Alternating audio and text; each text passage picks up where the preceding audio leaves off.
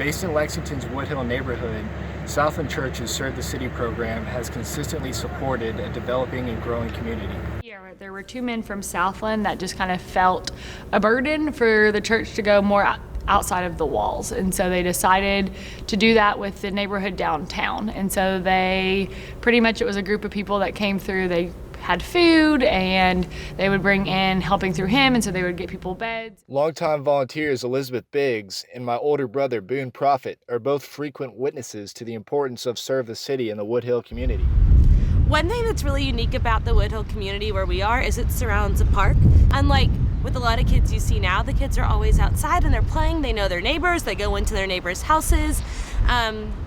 For some of our students that may not have as strong support systems at home, the other parents and families around them really step in and support them by going to their soccer games or their sporting events or taking them along to other family events or outings. And I think the word community really just encompasses all of it, from the way they support each other and back each other up at school, to the way the families support each other, or just like playing outside at the park.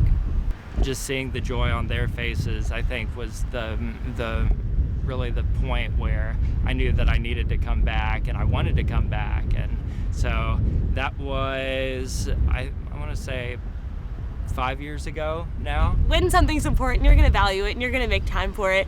And Serve the City is important. So I've just always made sure that my schoolwork got done before or after. Sometimes I feel really uncomfortable having hard conversations with people in general, and so I think that kind of goes the same way with a lot of our families, is they go through a lot of really tough things.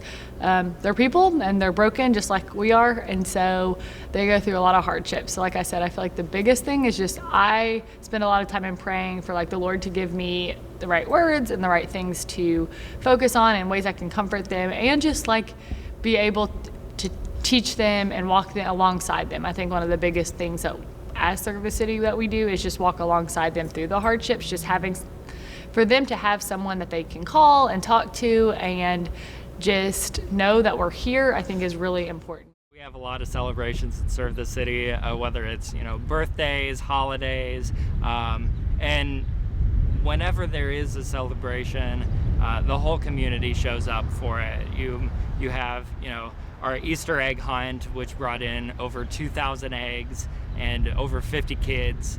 And it was kind of scary at times seeing a bunch of kids running at you chasing eggs.